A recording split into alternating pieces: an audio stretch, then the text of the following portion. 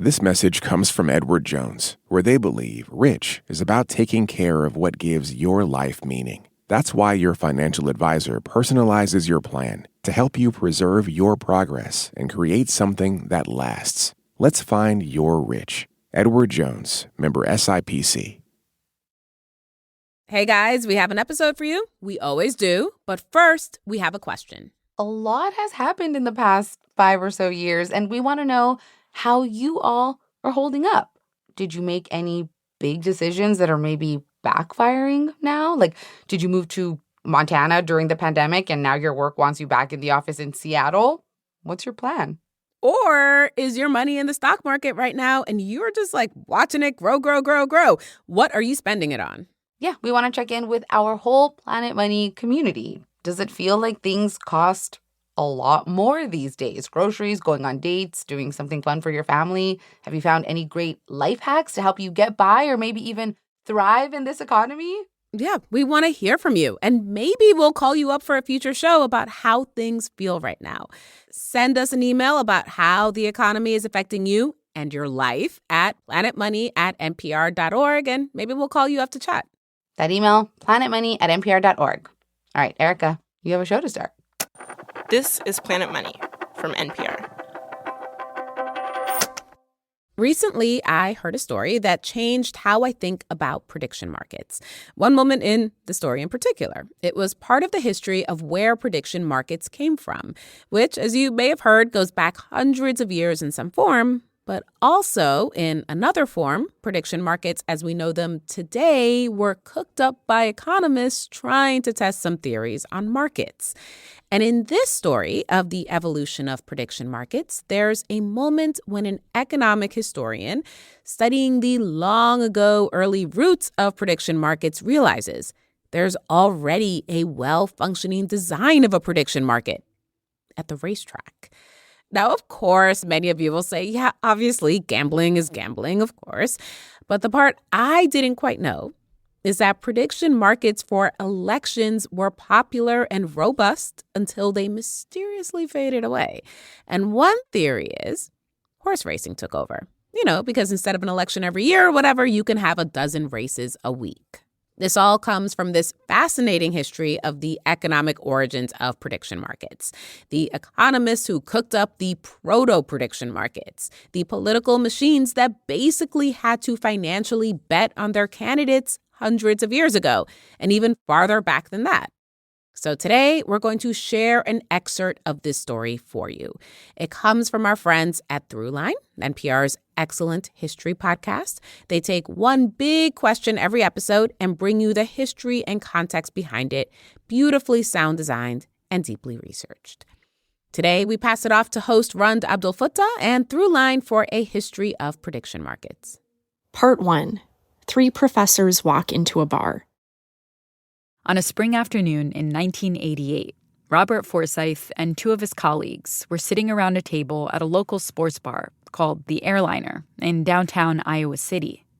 And like they often did, the 3 economics professors got to talking about the news. And I would say the conversation was helped because it was a 3-beer lunch, which led to this creativity, I think, some days. 3 beers each, or each of you had a beer? Each. Okay. It was an election year. After Super Tuesday, Michael Dukakis was the presumptive frontrunner for the Democratic nomination. That is, until a huge surprise upset. The polls had predicted a Dukakis victory, but it didn't happen. It was the day after the Michigan caucus, which, as you may recall, Jesse Jackson won. Jesse Jackson. He scored a stunning win yesterday in Michigan's Democratic caucuses, defeating Michael Dukakis by a margin of nearly 2-1 in the popular vote. And that was a big surprise. The polls missed it altogether. Going in, political polls had shown Jackson and Dukakis running neck and neck. But what happened was a blowout. Jackson won the Michigan caucus with 53% of the vote, and Dukakis only got 29%. And that's where it came from. We said, well, gee, as economists, what would we do if we were going to try to predict the outcome of something? And what's natural for a bunch of economists is said, well, let's run a market on it. Like a stock or commodities market. So Robert and his colleagues got together a couple hundred people, students and faculty at the University of Iowa. They set up an online interface where those people could buy stock in political candidates. And just like on Wall Street, these political stocks could be traded.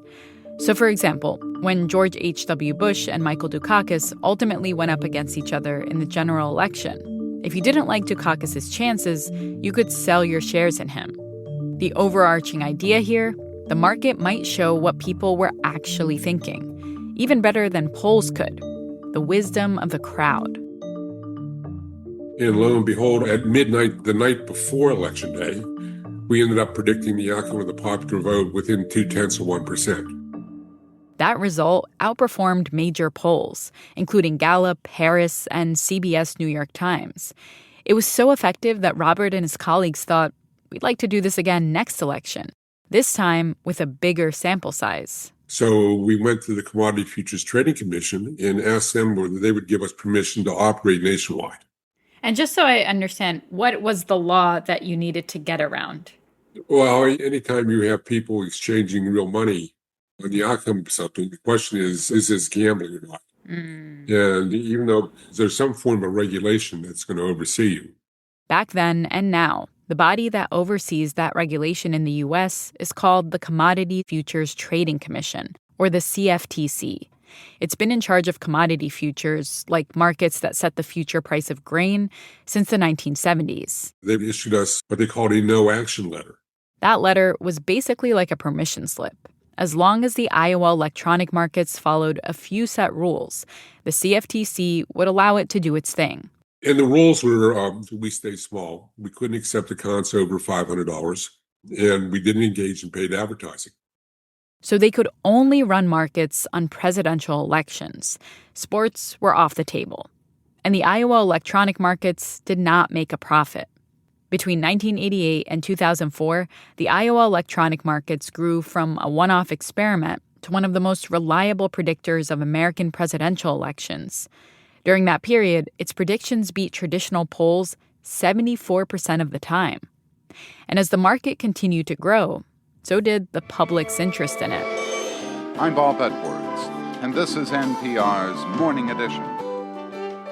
If you think you know who the next president of the United States will be, there's a place in Iowa where you can back up your convictions with $1 or $2. At what point did you realize that people outside of the University of Iowa, outside of your orbit, were starting to pay attention to what you all were doing? Well, we started to get a lot of national publicity.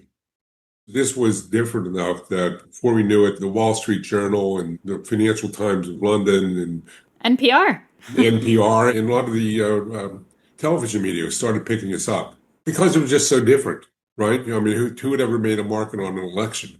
Oh, so they thought this was the first time something like this was happening. That's right. That's right. It was, of course, not the first election betting market, not by a mile. After the break, we go back farther and meet an economic historian trying to find the origins of election betting. More Throughline after the break.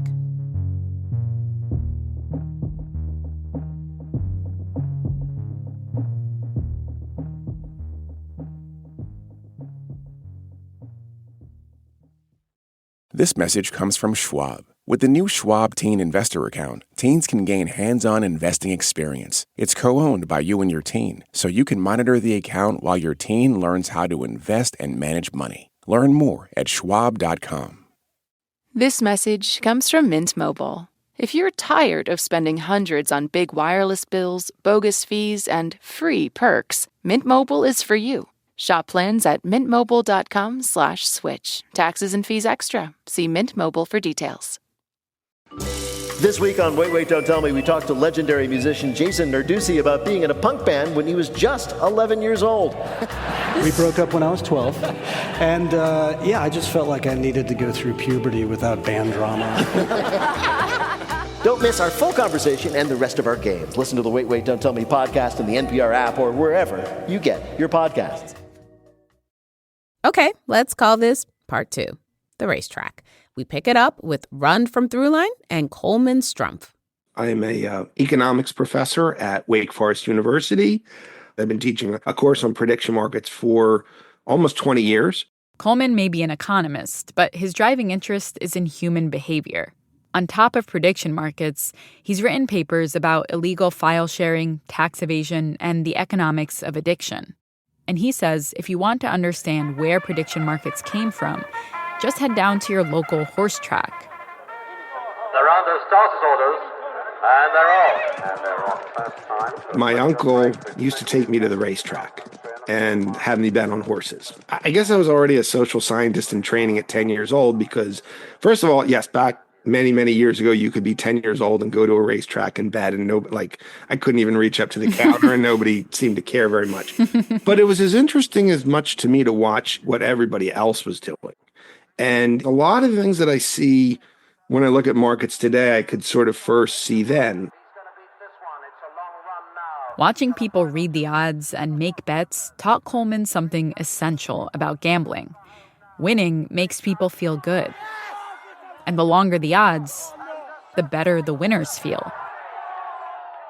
I remember when I was younger and I was watching people do it, if somebody would bet on a long shot horse, and that horse would actually win, the person would not only win a lot of money, but they were going around to all their friends saying how smart they were because they managed to figure out this very, very unlikely thing from happening. And I sort of realized that's, part of this sort of psychology of these markets is people like to be smart. People like to use this as a way of sort of showing off their smarts of how they figured these things out. I should say here, there's been a lot of back and forth over the years about whether or not prediction markets are really just betting dressed up as something fancier.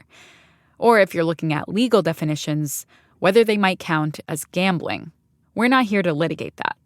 Coleman's point is as long as people have been putting money on things, whether it's on the stock market, in insurance, or at the racetrack, social scientists and economists have been able to learn something about us from those bets. So flash forward to the 2000 presidential election. George W. Bush versus Al Gore, one of the closest presidential races in a century. Coleman was doing research about election forecasting at the University of North Carolina, and he was keeping a close eye on the Iowa electronic market. I was writing a paper about the Iowa electronic market when my then colleague was at the University of North Carolina at the time, Paul Rohde, came by my office asking me what I was doing. And I said, I'm looking at the first political prediction market we have. And Paul, who is an economic historian, said, nope, that's totally not correct. He was MIT and I'm Stanford, and a lot of times creative frictions happen from people with different perspectives. That's Paul Rohde. He's an economic historian at the University of Michigan. But back in the early 2000s, he worked down the hall from Coleman at the University of North Carolina. I happened to be reading some microfilm at the library and came across news stories in October, November 1924 about election markets. So I go up to Coleman Strump to his office and say, hey, did you know these happened? And he wasn't aware that they happened. So it was an interesting surprise for both of us. Paul and Coleman started digging into the archives in earnest. And it turns out, pretty much as long as there have been elections, people have been betting on them. Back to the 16th century. There's betting on who would become the Pope. Elections in city-states, in Venice and Genoa. And in the U.S., you can find markets going back to George Washington. How long the Stamp Act would be in place before the American Revolution. Paul and Coleman say for centuries, these markets stayed relatively small. There wasn't a ton of money on the line. Sometimes the bets didn't involve money at all. If the candidate I support doesn't win, I'm going to cut my beard. Or I'm going to walk from New York to Boston. Or you have to eat a crow if I'm right. You have to push me in a wheelbarrow down Main Street. But around the turn of the 20th century, election markets in the United States really started to gain steam. The main place that people would trade on elections was something called the curb exchange, which literally, as the name suggests, was the curb outside the New York Stock Exchange. They'd be sitting on the curb, and they'd be trading stocks and signaling to people in the offices above them. Stocks, to be clear, in political candidates, people running for office. reporters for the Wall Street Journal, New York Times could go down to this pit and not only tell us what the overall price was, but the names of the people trading. And if you look, the people who were trading, these were like the elite of the city. These were people from Tammany Hall. These were bankers, Wall Street folks, people who owned hotels. People would be doing this very publicly. So if you were like the head of the Republican Party or you're the head of the New York Tammany Hall, you'd be expected to go to the betting commissioner and be willing to offer money for your candidate. Wow. So it would be part of the publicity about you're standing behind this person, you think they have a good shot of winning. Were you expected to bet on your own candidate, or could you bet against your candidate if you thought your candidate wasn't going to win? So we knew that, like William Jennings Bryan, the populist from Nebraska, was not popular with the workers in New York. The Democratic machine in New York has to bet for him. But then the stories are behind the scenes, they're placing bets the other way so that they cancel out. Because they don't want to lose money. Like publicly, they'll say, we love him, we endorse him, but they don't want to lose their money in the market. Yeah, so they're going to be hedging or going against their candidate. All of this was happening in a sort of legal gray area. Making a friendly bet on the outcome of an election wasn't against the law. But if you did that, you weren't supposed to vote. But I don't think anybody ever said, we're turning you away from the polls because we know that you bet on elections.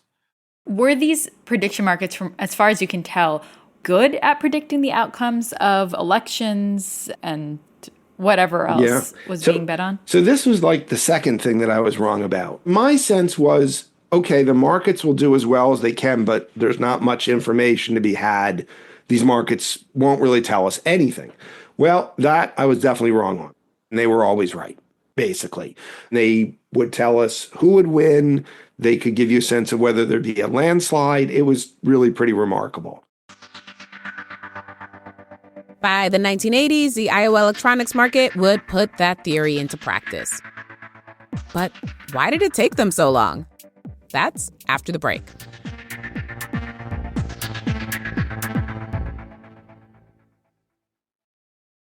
This message comes from Schwab. With the new Schwab Teen Investor Account, teens can gain hands-on investing experience. It's co-owned by you and your teen, so you can monitor the account while your teen learns how to invest and manage money. Learn more at schwab.com. This message comes from Mint Mobile. If you're tired of spending hundreds on big wireless bills, bogus fees, and free perks, Mint Mobile is for you. Shop plans at mintmobile.com/switch. Taxes and fees extra. See Mint Mobile for details. This message comes from American Home Shield. It's not a matter of if an appliance or system, like your HVAC, will break, but when. Without a home warranty, these repairs or replacements can cost thousands. But with an AHS home warranty, they will fix covered breakdowns, helping protect your wallet. Get 20% off all plans at ahs.com/NPR and see promo details. See ahs.com/contracts for coverage details, including service fees, limitations, and exclusions. This is Tanya Mosley, co-host of Fresh Air. From mail-in ballots to racial gerrymandering, a lot is at stake for America's free and fair elections. I spoke with journalist Ari Berman about what he calls a final blow to the Voting Rights Act. My fear is that we are returning to a politics of Jim Crow in the South. Listen to Fresh Air on the NPR app or wherever you get your podcasts. And now, part 3. The other golden age of prediction markets. Back to Rund from Throughline with economist Coleman Strumpf. You kind of pointed out that late 19th century to World War II era as this kind of golden age almost of prediction markets. Why did they fall off after that for a while? It's a combination of factors. One of the things that both drove the popularity of the markets as well as the discussion of the markets was the press coverage. Through this period, all the newspapers covered it, but they were never very comfortable doing this. Then in the 1930s, that's when the scientific polls, Gallup and some other folks came around. And so the polls were doing something that was kind of the same thing. And newspapers were much more comfortable writing about polls than they were with markets. The other thing, in some sense, has to do with interest of the people trading. So if you're somebody who really likes this for whatever reason, you like to be known as a good forecaster, you like to make money, you like the adrenaline rush, any of these factors. The problem with elections, or at least I'll just say US elections, is we don't have enough of them. This is around the time when thoroughbred racing started to really take off. And so instead of a couple events a year, you could have 12 races a night.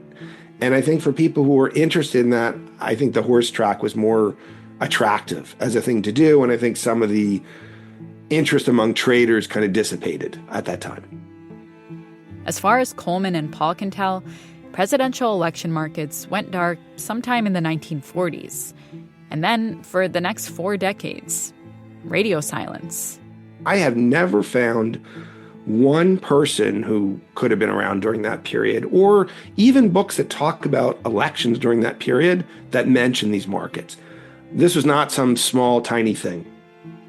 I don't know how they've managed to slip through the cracks of, what's known about that time, but they seemingly did.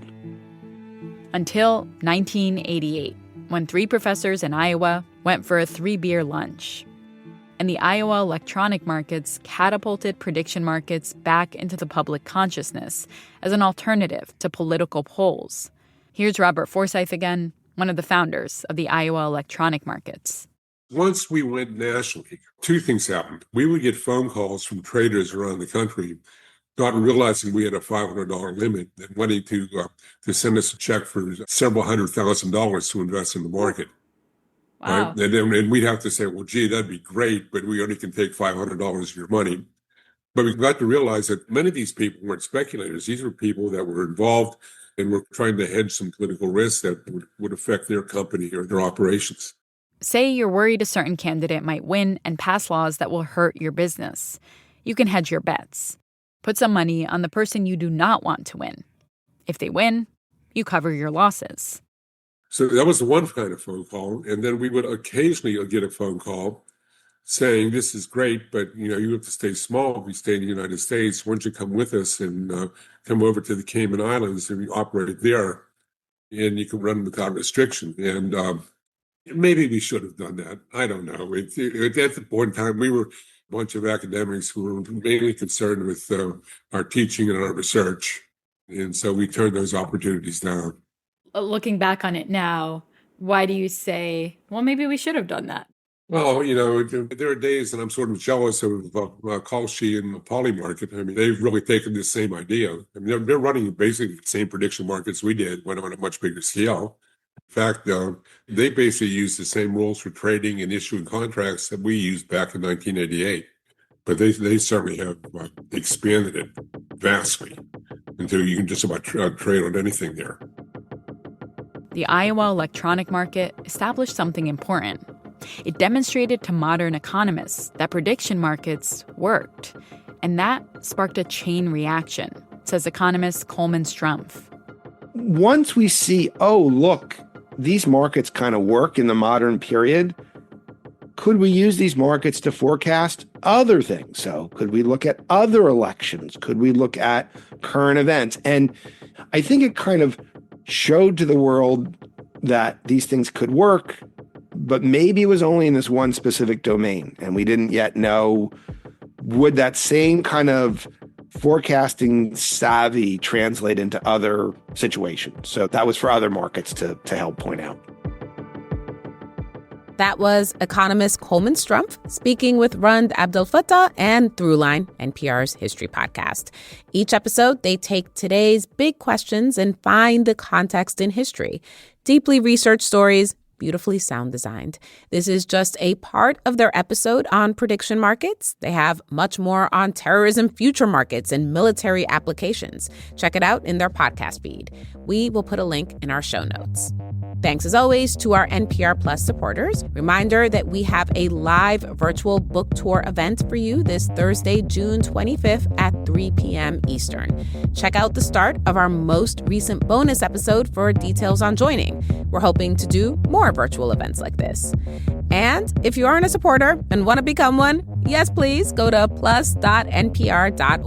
This episode was produced for Planet Money by Sam Yellowhorse Kesler and edited by Alex Goldmark. I'm Erica Barris, and I'll let Throughline and Rund give you the credits in their classic Throughline style. I'm Rund Abdelfatah. Throughline was created by me and Ramteen Adabluwi. This episode was produced by me and Sarah Wyman, Julia Redpath, Casey Minor, Cristina Kim, Devin Katayama, Kyana Moghadam, Irene Noguchi, Julie Kane. Thank you to David Bieri, Brett Neely, Johannes Sturgi, Dylan Kurtz, Rebecca Farrar, Yolanda Sangweni, and Tommy Evans. And shout out to Michael Strumpf. Fact-checking for this episode was done by Kevin Vogel. This episode was mixed by Maggie Luthar. Music for this episode was composed by Ramteen and his band Drop Electric, which includes Naveed Marvi, Sho Fujiwara, Anya Mizani. This is NPR. Thanks for listening.